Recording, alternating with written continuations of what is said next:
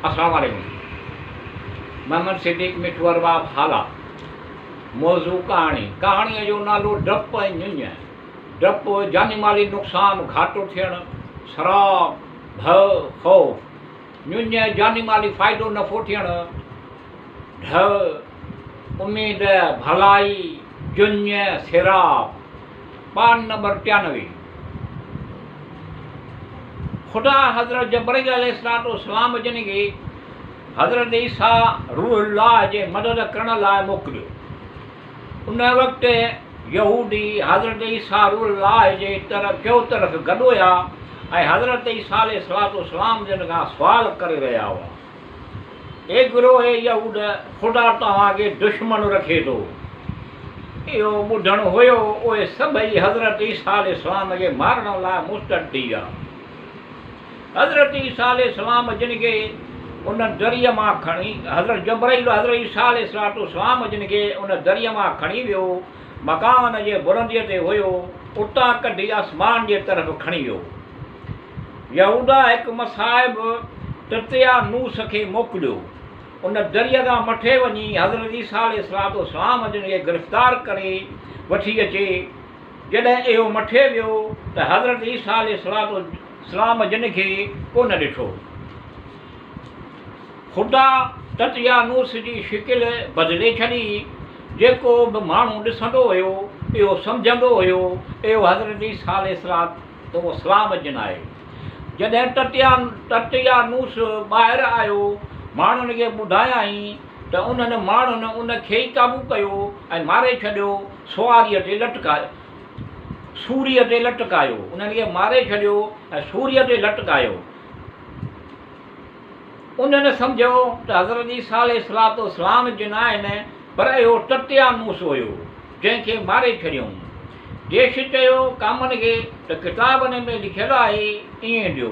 रिवायत आहे त हज़रत ईसा अलैहिस्सलाम यहूदियुनि जे डप ख़ौफ़ खां संदसि 17 साथियुनि सां गॾु भॼी वञी हिकु घर में दाख़िल थियो।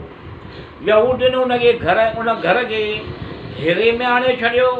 जॾहिं यहूदी उन घर में दाख़िल थिया त ख़ुदा सभिनी जूं शिकिलियूं हज़रत ईसा अलैहिस्सलाम में तब्दील थी विया।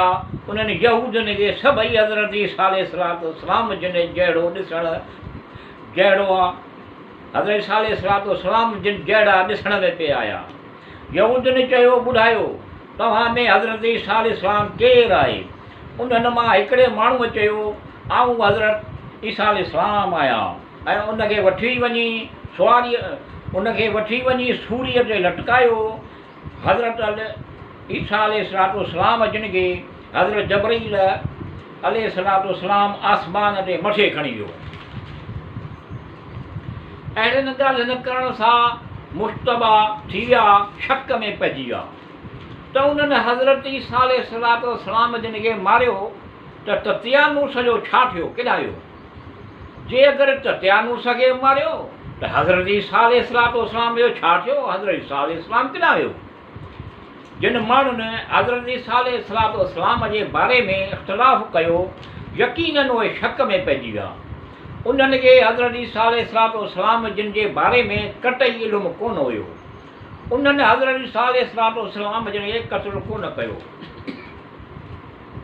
बल्कि ख़ुदा हज़रत ईसा अलैहिस्सलाम जिन खे संदसि तरफ़ आसमान ते खणी वियो।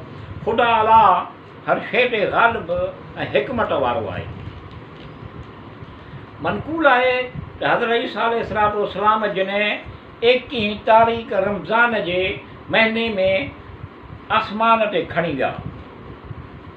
जंहिं ॾींहुं हज़रत ईसा अलैहिस्सलाम जे आसमान ते खणी विया हुआ त ज़मीन ते जंहिं बि पथर खे खणंदा हुआ त हेठां सुबुह ताईं जोश पियो हणंदो हो।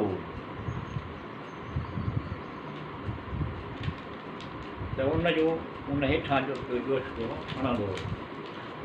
हज़रत मसीह अलैहिस्सलाम केतिरा भेरा संदसि क़ौम खां ग़ैबत इख़्तियार कई, फरमाई शहरनि में सियाहत कंदो हुयो, घुमंदो फिरंदो रहंदो हुयो, वरी ज़ाहिर थींदो हुयो।